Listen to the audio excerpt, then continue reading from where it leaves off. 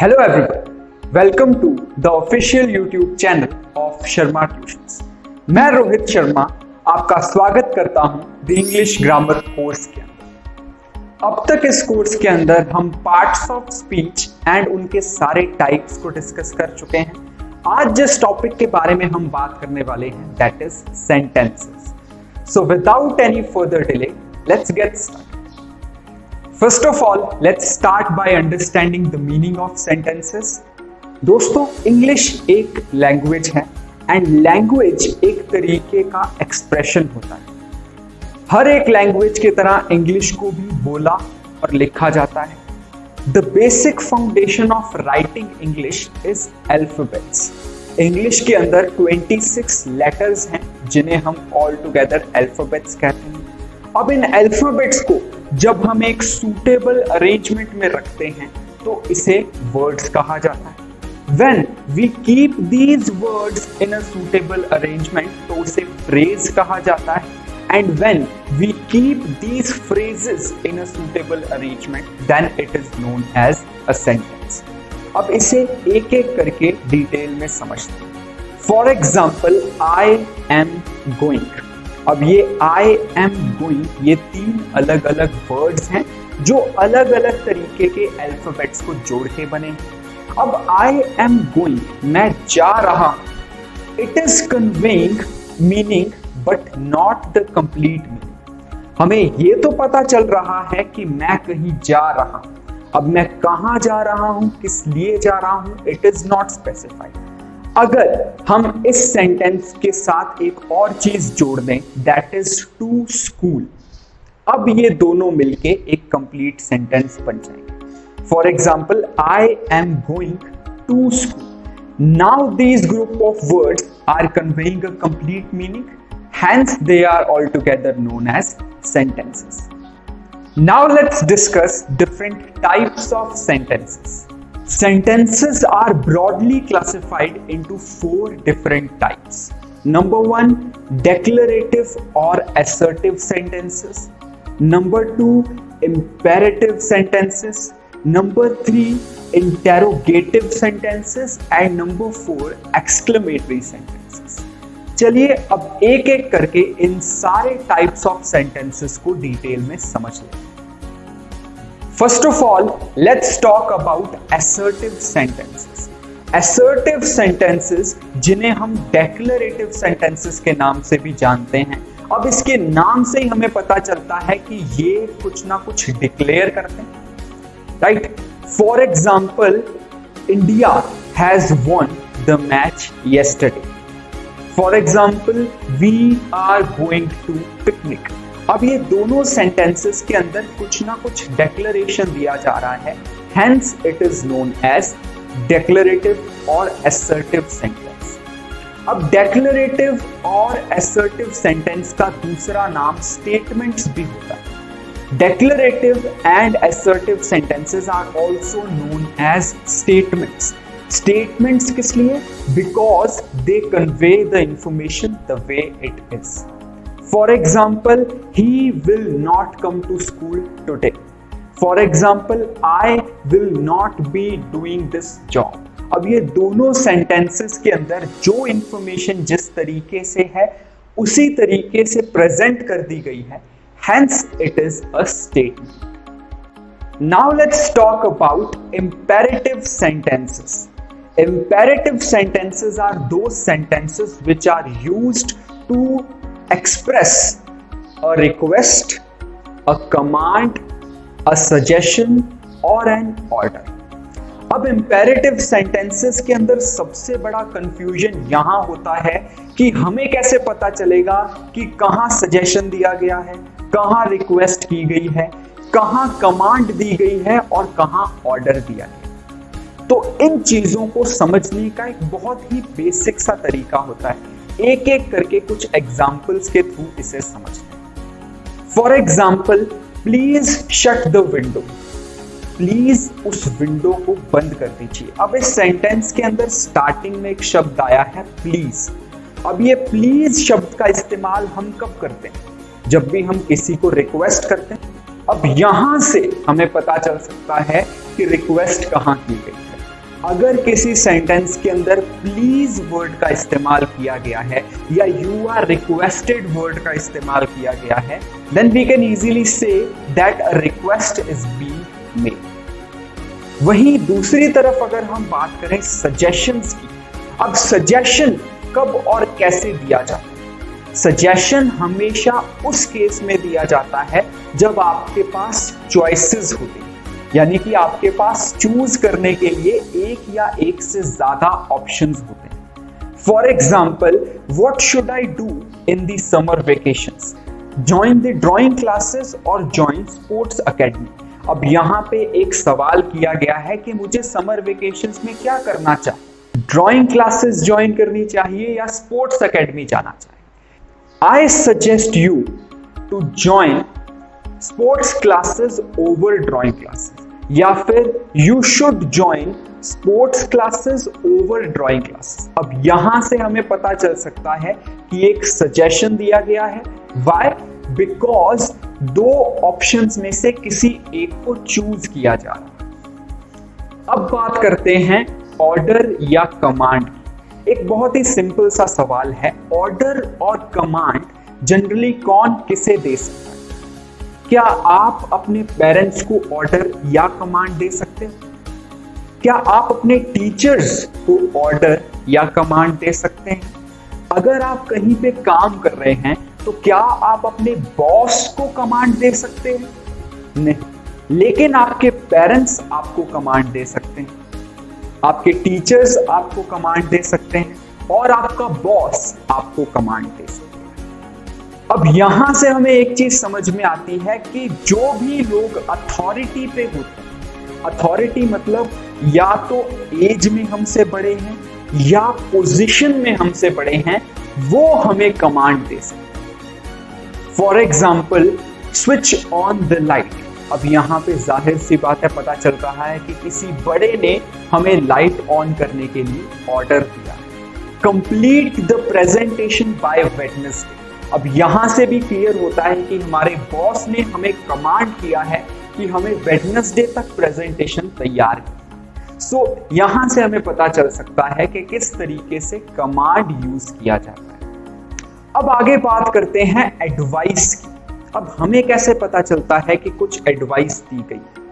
Advice और suggestion काफी हद तक सिमिलर होते हैं and hence most of the students often get confused between them. अब याद है आपको सजेशन के टाइम पे मैंने क्या बताया था कि जब आपको ऑप्शन दे दिया जाएगा then it will be a suggestion. वहीं अगर हम एडवाइस की बात करें तो एडवाइस एक जनरल कंसर्न है। For example, we should give time for our health, we should obey our parents and elders. तो ये एक तरीके की एडवाइस है। अब एडवाइस में अथॉरिटी का कोई लेना देना नहीं होता है। एक जूनियर अपने सीनियर को एडवाइस कर सकता है और एक सीनियर भी अपने जूनियर को एडवाइस कर सकता है। चलिए अब हम बात करते हैं थर्ड टाइप ऑफ सेंटेंस की, विच इज इंटेरोगेटिव सेंटेंसेस। अब इंटेरोगेटिव वर्ड से हमें पता चलता है कि इंटेरोगेट किया जा रहा है, यानी कि सवाल जवाब किए जा रहे हैं। तो यहां पे जिन सेंटेंसेस के अंदर क्वेश्चन पूछा जाता है उस तरीके के सेंटेंसेस को हम इंटेरोगेटिव सेंटेंस कहते हैं। For example, what are you doing? For example, where are you going? Who is that boy? अब यहां पे इन सारे सेंटेंसेस के अंदर कुछ ना कुछ क्वेश्चन किया जा रहा है, hence it is interrogative sentence. Now finally let's talk about exclamatory sentence. अब यहां पे एक शब्द आ रहा है एक्सक्लेमेटरी। इससे मिलता जुलता आपने इंग्लिश में क्या सुना? Exclamation mark. अब ये एक्सक्लेमेशन मार्क किस लिए इस्तेमाल किया जाता है? It is basically used for interjections. Now what are interjections? Interjections वो वर्ड्स होते हैं जो सडन इमोशंस और स्ट्रॉन्ग फीलिंग्स को दर्शाते हैं। अब इन सारी चीजों को अगर हम लिंक करें तो ये वो सेंटेंसेस हैं जो कि एक सडन इमोशन और एक स्ट्रॉन्ग फीलिंग को दर्शाते हैं। For example, wow what a lovely evening. Yes, we won the match today. Now let's talk about punctuations in a sentence. किसी भी सेंटेंस के अंदर punctuations एक बहुत अहम रोल प्ले करते हैं। पंचुएशन से हमें पता चल जाता है कि ये कौन से टाइप का सेंटेंस है। फॉर एग्जाम्पल, अभी अभी हमने 4 अलग अलग टाइप के सेंटेंसेस देखे। We use full stop in the end of declarative sentences as well as imperative sentences. Declarative sentence और imperative sentence हमेशा एक full stop के साथ खत्म होते हैं। वहीं अगर हम बात करें interrogative sentences की, अब क्योंकि interrogative sentences के अंदर सवाल पूछा जा रहा है, they end with a question mark. And exclamatory sentences क्योंकि एक strong feeling दर्शाते हैं, they end with an exclamatory mark. अब यहां से हमें चीजें क्लियर हो जाती हैं। अगर सेंटेंस में क्वेश्चन मार्क है तो वहीं से हमें पता चल जाता है कि ये इंटेरोगेटिव सेंटेंस है। अगर एक्सक्लेमेशन मार्क है तो पता चल जाता है एक्सक्लेमेटरी सेंटेंस। थोड़ी सी कंफ्यूजन आपको हो सकती है डेक्लरेटिव और इंपेरेटिव में, क्योंकि दोनों के पीछे फुल स्टॉप रहता है, लेकिन इन्हें भी अगर हम इनकी डेफिनेशंस को समझ जाएं तो इजीली आइडेंटिफाई कर सकते हैं। अब डेक्लरेटिव सेंटेंसेस जो हमने स्टार्टिंग में पढ़े थे, ये दरअसल 2 तरीके के होते हैं। 2 types of declarative sentences are positive sentences and negative sentences. अब यहां पे इन दोनों को समझना बहुत आसान है। नेगेटिव वर्ड सुनते ही आप किन वर्ड्स को एसोसिएट करते हैं? No, not, can not, may not, would not, etcetera. अब ये सारे शब्द जिन सेंटेंसेस के अंदर आते हैं वो नेगेटिव सेंटेंसेस कहलाते हैं। बेसिकली ये वो सेंटेंसेस हैं जो किसी भी तरीके के नेगेटिव रिस्पॉन्स को शो करते हैं। वहीं इसका बिल्कुल ऑपोजिट पॉजिटिव सेंटेंसेस वो सेंटेंसेस होते हैं जो किसी भी तरीके का positive response show. For example, I am going to school, ये एक पॉजिटिव सेंटेंस है। I am not going to school, ये एक नेगेटिव सेंटेंस है। He will be coming with us, ये पॉजिटिव सेंटेंस है। He will not be coming with us, ये negative sentence. अब इंटेरोगेटिव सेंटेंसेस भी 2 अलग अलग तरीके के होते हैं। They are of 2 different types. One are statement based questions and another are yes or no based questions. अब statement based questions वो होते हैं जिनका जवाब, जिनका आंसर हमेशा statements के अंदर यानी कि sentences के अंदर दिया जाए। और yes और no sentences वो sentences होते हैं जिनका जवाब सिर्फ yes या no में दिया जा सकता है। अब इन दोनों तरीके के sentences को identify करना भी बहुत easy है। स्टेटमेंट बेस्ड क्वेश्चंस हमेशा WH फैमिली वाले वर्ड्स से शुरू होते हैं, यानी कि what, when, who, where, how and so on. इस तरीके के शब्दों को हम स्टेटमेंट बेस्ड क्वेश्चंस में यूज करते हैं। For example, what is your name? My name is Rohit Sharma. Where do you live? I live in Jodhpur. What do you do? I am an educator. अब ये सारे सेंटेंसेस के आंसर्स स्टेटमेंट में दिए गए हैं, यानी कि ये स्टेटमेंट बेस्ड क्वेश्चंस हैं। वहीं अगर हम बात करें यस और नो क्वेश्चंस की, तो ये वो क्वेश्चंस होते हैं जिनका जवाब हम सिर्फ यस या नो में दे सकते हैं। ये वो क्वेश्चंस हैं जो कि WH फैमिली के अलावा किसी और शब्द से शुरू। For example, can I come with you? आप बोलोगे यस और no. Can I have your pen? आप बोलोगे यस और नो। तो बेसिकली इन सेंटेंसेस का रिस्पॉन्स आप सिर्फ यस और नो में भी दे सकते हो, hence you call it yes और नो सेंटेंसेस। अब सेंटेंसेस के साथ एक बहुत इंटरेस्टिंग चीज ये भी है कि आप किसी भी नॉर्मल सेंटेंस को इंटेरोगेटिव सेंटेंस बना सकते हैं। Yes, we can make any other type of sentence an interrogative sentence. अब आप पूछेंगे कैसे? बहुत सिंपल सा तरीका है, हमें बस एक टूल का इस्तेमाल करना है, and the tool is question tags. अब ये क्वेश्चन टैग्स क्या होते हैं? See, question tags are basically some group of words जो कि किसी भी स्टेटमेंट को एक सवाल में बदल सकते। For example, he is coming with us, isn't he. For example, they are standing there, aren't they. अगर आप इन सेंटेंसेस को ध्यान से देखें तो सेंटेंसेस का फर्स्ट पार्ट एक नॉर्मल सेंटेंस, एक डेक्लरेटिव सेंटेंस है।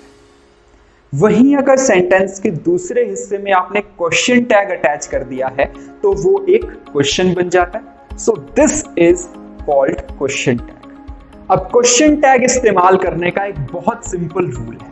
अगर आपका सेंटेंस पॉजिटिव है तो आपका क्वेश्चन टैग नेगेटिव रहेगा।